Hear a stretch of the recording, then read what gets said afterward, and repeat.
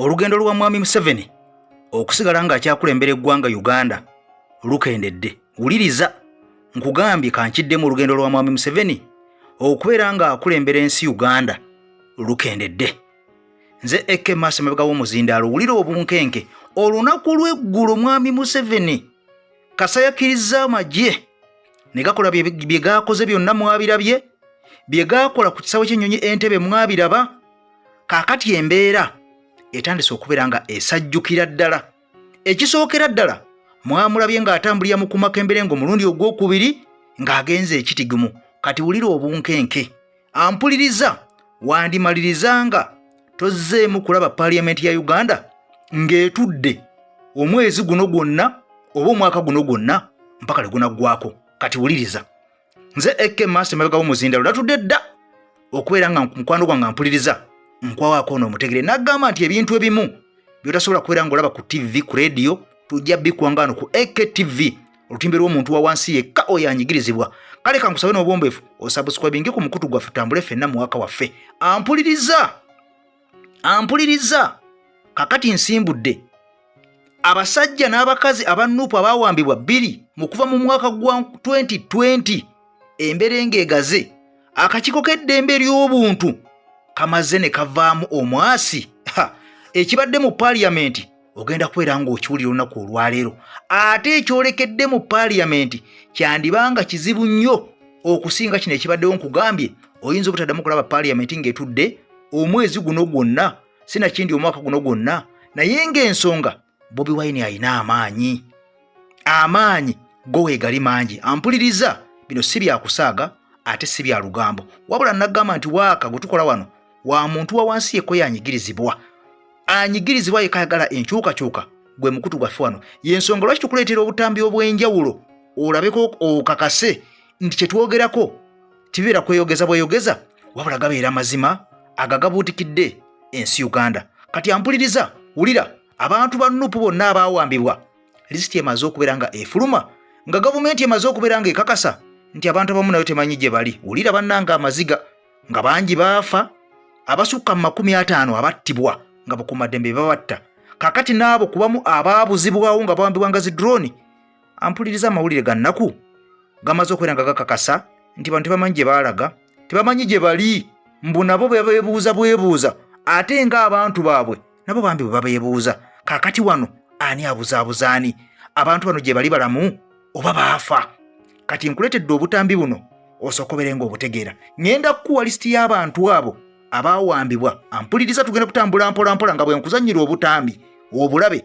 Abaawambibwa abasukka mu 30, nkulaga abo abaafuluma ekkomera, nkulaga abo gavumenti beevuddeyo n'egamba mbu nayo temanyi gye bali. Eno ng'eyita mu kakiiko ak'eddembe ly'obuntu. Ampuliriza, abwekawaŋŋamudde. Kitegeeza nti amaziga, ennaku, ebiwoobe bikyagendera ddala mu maaso ku bantu baffe abo abaabuzibwawo. Ampuliriza, kati n'obwombeefu kansooke nkulaga akatambi akasookera ddala, wabula mu kulaga akatambi kano nkusaba okawuliriza okategere, kubanga ekibadde mu Parliament abaka ba National Unity Platform bo bamaze dda okulangirira tebagenda kuddamu kukkiriza yadde sipiika okubaako ekigambo n'ekimu kyanyega. Wuliriza, yadde sipiika Anita Amongo, yadde deputy speaker Thomas Tayibwa okubaako ekigambo n'ekimu kyanyega okutandika n'olunaku olw'enkya mpaka nga abantu abaawambibwa bamaze okubeera nga balabika, mpaka nga gavumenti evuddeyo ne yeetonda ku kyakoze ku President Robert Kyagulanyi Ssentamu. Bano bagamba ebya honorable oba General Akahinda Utafiire tekimala, era gavumenti esuubize tegenda kuddamu kukwata mbaka n'omu yadde omuntu n'omu owa nuupu. Ampuliriza, kati n'embeera ng'egaze. Kankutwale mu katambi kano bwe nkujjayo nkutwale mu lisiti enkambwe, nyina obutambi obulala 4 ate obukulindiridde. Wayise na dakika 3 abadde mu bigere byakulira ab'oludda oluvuganya gavumenti omubaka Muwanga Kivumbi atandise na kulaga butali bumativu olw'engeri ebitongole ebikuumaddembe gye bizze birinnye eggere mu nkuŋŋaana z'ab'oludda oluvuganya gavumenti n'okusingira ddala eza NUP ng'onaanokoddeyo ebyo byabadde ekamookya. Yesterday, the offices of the National Unity Platform were not only sealed off, national leaders arrested from a Secretary General to a spokesperson, and so many hundreds of our youth Kivumbi yanokoddeyo Namula ya kkooti etaputa ssemateeka bwe bituuka kuteekesa mu nkola etteeka eriruŋŋamya ku nkuŋŋaana erya Public Management Act mu bufunze Poma eyalambika ebitongole ebikumaddembe ewaabwe birina okukoma era ng'ensonga ze zewagiddwa ne munnamateeka Asumaani Basalirwa. To the Constitutional Court, and the Constitutional Court overturned that provision as unconstitutional, giving powers of police to prohibit. Right Honourable Speaker, the government came here and made a Public Order Management Act, and a group of other civil society went to the Constitutional Court and overturned that provision. The police has no legal justification to stop any political party or any person from conducting business the way they want. This parliament, it's about 2 months ago. So even this parliament has made a pronouncement on that matter. Vumbi awadde Paalamenti obukwakulizo bubiri okuli okuyita minisita avunaanyizibwa ku nsonga z'omunda mu ggwanga abeeko byalamula ku ngeri poliisi gyekuttemu ensonga eno era ng'akakwakulizo okwokubiri kabadde kakwekandagga kuva mu kisenge ekiteesebwamu. To this house without a very clear explanation from the other side, from the minister concerned, about what is taking place because they are acting outside the law. Abadde mitambo gy'olutuula lunaku olwaleero era nga emumyuka wa sipiika Thomas Tayebwa tekulika akwakulizo katuukiriza ekiviiriddeko ab'oludda oluvuganya gavumenti okwekandagga ne bafuluma ekisenge ekiteesebwamu. I will receive a statement from the minister now, or I read my troops outside this chamber. So whoever is comfortable to sit and handle business should continue and handle business. Whoever is uncomfortable, otherwise I've made my request. Bano bategeeza nga batagenda kudda mabega era nga balangiridde kye bazzaako. Enkya tujja kutuula tusale pulaani we tutwengerayo nga ne leader wa opposition. N'olwekyo kyokola bw'oba deployinze abasirikale 30 oleeta 50 olukuŋŋaana ne lugenda mu maaso nga deployment weeri. So si kugamba nti tufunye intelligence nti wagenda kubeerawo okumenya amateeka n'olusazaamu ekyo kkooti yakigaana. Abaka abalala abadde mu lutuula lunaku olwaleero bongedde okubaako bye balambuludde ku ekyo kikoleddwa leero. Abantu be bakutegula mu kusaba kwabaddeko Honorable Ssenyonyi memba wa Parliament. Katusuubye nti olunaku lw'enkya gavumenti ya Museveni yaleja netunnyonnyola gye yajja obuyinza okutandika okuyoola abaka ba Parliament ng'ababbi b'enkoko n'okusiba ebibiina by'obufuzi. Naye ate kakati ggwe aba pati ezimu obanyigiriza tobakkiriza kubaako kye bakola kyokka ate activities zennyini naawe okimanyi nti zirina okubaawo eza pati. Okutyoboola constitution kugenda mu maaso. Bannayuganda tebasobola tulaba nga tutudde mu kizimbe ekirina okukuuma constitution. Kino tukikoze okulaga bannayuganda n'okuyimirira awamu n'abo abali mu makomera abaasibiddwa abakubiddwa nga tebalina misango. Kulembeze babakutte abawagizi babakutte tesobola tulawo nga aziifa ebintu biri nnomo so tufulumye nga twekalakaasa nga tuwakanya ate tujja kuddayo nga tuli bakambwe. Debaddembe kutukiza no ne sipiika okubaako kyayogera oguddako sujja mukiza naye kubaako kyayogera. Kati wulira nga waakamala okulaba akatambi ako ebinyiga bannayuganda ebibaka by'amaziga abamu ne bafuuka n'emmomboze embeera yemu kujja ngenda okulaga mu katambi kano. Omukyalo ono yasalwako poliisi oyinza okuba akalaba naye nga tewakawa budde yasalwako poliisi naye yeekyawa. Bannange bw'onyigiriza ennyo ennyindo nkakasiza olunaku olwaleero ogireeta omusaayi. Omukyalo ono yeekyawa n'akalira mu basajja abapoliisi abasobamu 8 nga buli omu akutte n'emmundu n'abagamba mubekeko kye munkola mukole kye mukola sitidde. Tukooye okubeera nga mutumanyira, tukooye okubeera nga mutukookoza akakanja, mutukubye amasasi mutusse oba nange mwagala mu nzite. Ono nno y'omu ku banyigirizibwa abatono n'aggambye nti omukutu guno gwa muntu oyo anyigirizibwa. Bino ebintu bino tubibateerawo muyige era mulabe ekifa mu nsi yammwe gy'otabeera. Katusooka tugende mu katambi k'omukyalo ono bwe tukavaamu ampuliriza nkwerisiti enkambwe y'abannaffe abaabulawo nga ne gavumenti egamba temanyi gye bali wadde abamu baateebwa.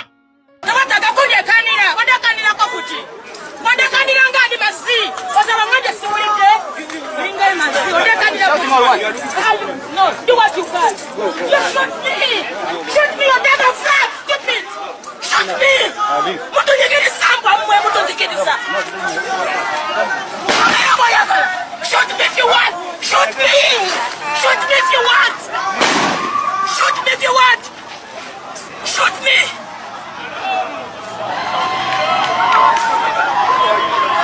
I'm not coming to Kyakoze. Shoot me if you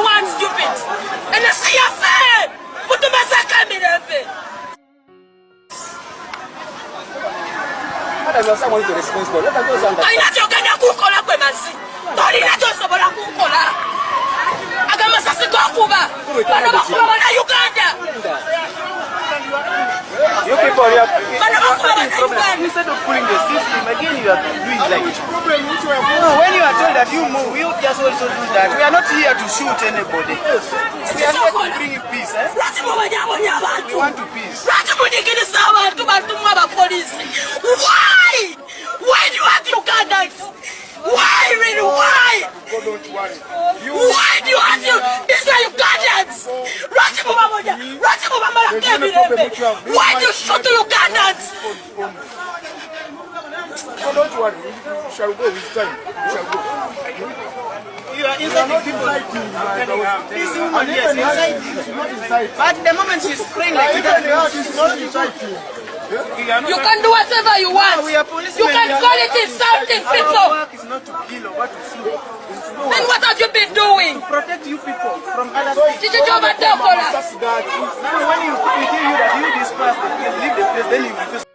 Buli lwolaba munnayuganda ng'atuuse ku leve eyo eyawanga omusirikale ekitiibwa eyawanga omukuumaddembe ekitiibwa ng'omanya nti ensi efuuse wabula obulumi bungi ku mutima obw'omukyalo oyo kubanga banne bangi be bawambye bannaffe bangi nga bano baali mikwano gy'enfanfe ng'abeera nabo ng'asiiba nabo kuno kuliko Kirumira Geoffrey bagamba nti ono yateebwa Kalema Stephen bagamba yateebwa Ahumuza Patrick mbu yateebwa Abdul Bayani Babu nti yateebwa Sonko Haruna Badru naye kigambibwa mbu yayimbulwa okusinzira ku bakuumaddembe n'abo ab'ekibiina ky'eddembe ly'obuntu. Ntale Charles naye yateebwa, Kajimu Fred yateebwa, Sebunya Yasini yateebwa, Kabugo Alex Wasajja yateebwa, Khalid Sebbi naye kigambibwa nti yateebwa. Wabula nnyina akatambi akalala ke njagala osooka owulire, bannayuganda bagende babawa ssente mpola naddala abo abali ku nkyukakyuka. Ssente zino batandika okubeera nga batta erinnya lya Pulezidenti waffe Robert Kyagulanyi n'okulya mu bannayuganda olukwe. Amannya gano nkyaganoonyerezaako n'ensonga eno ndabe obukakafu bwayo. Wabula bannayuganda baavuddeyo ne batandika okubeera nga boogera ku nsonga eno, era ebigambo bino ggwe atalumirirwa nsi yo naawe osobole okubeera ng'obitegeera. Wabula ggwe alumirirwa ensi yo bw'owulira ebigambo bino ogenda kukwata ku mutwe, kubanga bannaffe bangi abawambiddwa, bannaffe bangi abamu baafa mwabalaba mu kalulu ka 2021, bannaffe bangi baasigala balema, bannaffe bangi baaleka bamulekwa, abaana baasigala nga tebalina bakitaabwe, nga tebalina bannyaabwe, nga tebalina mwasirizi. Naye bw'obanga obadde mu struggle ne batandika okubeera nga bakuwa obusente obutono ennyo, bannange ekigambo kyewuunyisa kya nnaku nnyo. Kaakati ebigambo bino bannaffe bangi batandise okubeera nga bali akasente mu nkukutu mbu. Kansoka nkwemboozi eno bw'ogivaamu mu katambi kano, nkomyewo nkwerisiti y'abannayuganda abaawambibwa okusinziira ku kakiiko akafuga eddembe ly'obuntu mu Uganda nga bagamba nabo tebamanyi gye bali, era bano bawandikidde ssaabawandiisi w'ekibiina kya National Unity Platform Lewis Lubongoya ebbaluwa, omukugu w'ebbaluwa omuzito ddala. Kankomyewo mbakuwe abo abatalabikako, katuve mu katambi kano. Ekintu kya ssente kitambula, nabadde ndowooza nti mugambo. Manyi abaana baano basala omugambo, naye abasajja bali stupid serious, ekintu baagala kisensera. Ate munnaye mbadde mmanyi ali omu bangi bonna babadde beefuula nti ssebo baagala nkyukakyuka. Abasajja bali mu kuzoganya buzoganya kati. Ate tebajja direct. Kati balina tactic bayita mu muntu gwe bamanyi ali close, tigenda oyogere naye. Gwe bamanyi awo yajja ku recordinga, tigenda oyogere naye. Noli ajena kagwe akasente kasike fetu wazuji no necho kukwata obukwasi sente nze kulwange ndabanga kya bunyomofu wadde batogenda kola biba kugambye kya bunyomofu kubanga omutwegu obogo taddeko omuwendo okulaga nti ino omuwendo yizo sigala ngo bawadde subi nti obayi batwamu wantono tugende tuwongeremuko bagambye bugambi sente zamwe mugende muzipameko ku kubo muri bapuliranga bannaffe betuziise baganda bafe abali mu makomera mbanda bangambanga abaliddemu olukwe njogerera nze na buli yenna bwembeerawo nentunuulira nga azoganya change oteekawo embeera nga azoganya change bannange nze mpulira nga nkutamwa tubagumiikiri nze neeyogerera nze kubagumiikiriza bugumiikiriza noga oba oli awo besulisemu bwesulisi katono banaaterera nemba mpulira nga nkutamwanga ngamba Katonda wange ono ne mala ne tumala tubaako we twevumba akafubo simanyi kikiddako nga mpulira nfunda walizibwa nga nkutamwa kati abantu ojjo bagambe ki mumulooza abantu basiru tebasobola kwawula kalimbwe ku ttimpa kati abantu ojjo bagambe ki nti ako saidi yeri mbadde mu kalimbwe kati mbaleetedde ttimpa bo basiru tebasobola kwawula kalimbwe ku ttimpa ojjo tandika okubatimba bbula era ndaba abantu nga bevuga supidi nti biri bye twalimu omusajja yatusiriwaza noga bakusiriwaza at your age nawe kyasiriwazibwa ekitegeeza byonna biri eri bye wayogeranga ng'olaga olina obulumi ku bannayuganda byonna yalatuga byali bya busiru ye kati kale nzikiriza byali bya busiru nga bw'ogambye nti wasiriwazibwa nawe n'osiriwala n'oyogera eby'obusiru kati nkakasa ntya nti obusiru bwakuweddemu nti kati byoyogera bya magezi bw'oba ng'osobola okusiriwazibwa n'ojja n'oyogera eby'obusiru ogaba omutwe guba gutikka obusiru ne gubuleeta nkakasa ntya nti kati enjiri gy'ondeeteddeyo si ya busiru biri byali bya kifere n'oyambako mu bufere kati wulira ng'okyali ku ebyo mu biru Badru Saddam talabikangako Zimula Denisi yabula dda Mbabazi Moses talabikangako yadde n'akamu Wangolo Shafiki yabula Lukwago Martin yabula Musisimbowa yabula Luwemba Mustafa yabula Damulira John yabula Kirya Peter yabula Semuddu Michael ono yabula Kanatta Muhammad yabula Kibalama John Bosco Bambi yatubulako Mubiru Hassani yatubulako Sessaz Ismail yabula Kisembo Geoff Godfrey yatubulako Nalumoso Vincent yabula Sempijja Yuda naye yatubulako Kasumba George yabula Kwosabaguma Joseph bano bonna babula kankuje wa Haji Miti nkuwe akatambi gwe gyobonaabonera gyokabira ekimu State House olire ebigambo bino nze Ajimiti omusomi w'ekitabo era omusomi w'edduwa nkozesa ekyoto kino kiba kitagombolola lwaleero ku kyoto kuno kunyambira abantu bange buli muntu yenna alina ekizibu kye ojja ku kyoto kino n'osuula akabaani ne nkusabira buli alina ekizibu naddala mu abali e Bulaaya n'ompereza amannya naye nga suula mu kyoto kino ne nkusembera edduwa ne nkuggyako ebizibu ne biba bikusumbuye walemererwa mirimu ki ddala mu abali e Bulaaya abali mu nsi muno mu Uganda abalemeddwa okufuna visa nga ntegeeza eri abaana Adamu ne nkozesa nkofu ku kyoto kuno namala okusindika enkofu eyo negenda ebanja amabanja ge bakubanjiza gonna gwe yalema okufuna okuweebwa Haji Miti nkozesa amazzi ku nnyanja kuno kumulengera ku mazzi wano Haji Miti nga bwenyimidde olwaleero ng'okumansira abaana Adamu bompereza ebiwandiiko byonna bye bompereza ng'oli e Bulaaya mbikwata ne mbizinga ne mwandika kapapula ne mbisula mu nnyanja ne nsaba Allah gwe nsinza asumulule ebyo byeba bikulemeredde awa visa agifuna alemedde ofuna omusajja omulungi amufuna nsangeba ku nnamba 0752871515 ng'okyatudde okyafumiitiriza ku mbeera eriwo n'okusinziira abakaba National Platform kikolwa kye bakoze ekyokwekandaga okuva mu Parliament ya Uganda nga bano bagamba baagala bwenkanya kubanga ekibiina kiriwo mu mateeka era tewali kibiina kibeerawo nga tekina bagoberezi kati sooka owulire mwami Museveni engeri gy'ayonoonamu essente ey'omuwi w'omusolo ampuliriza ebigambo bino bikulu ddala oyinza okuba wabiwulira n'otabiwabudde nkusaboddemu obijjukire era omanye we twolekedde olabe ensi Uganda ey'enkya eyo gye twagala tugenda gifuna tutya Eke Master Musavino wabombe jimpere ekigalo ompye subscribe ku mukutu gwaffe tutambulenga ffenna mu waka waffe atagwa malojja Ssaabasajja Kabaka wangale asana out for now kankulekiremu akatambi bye bye.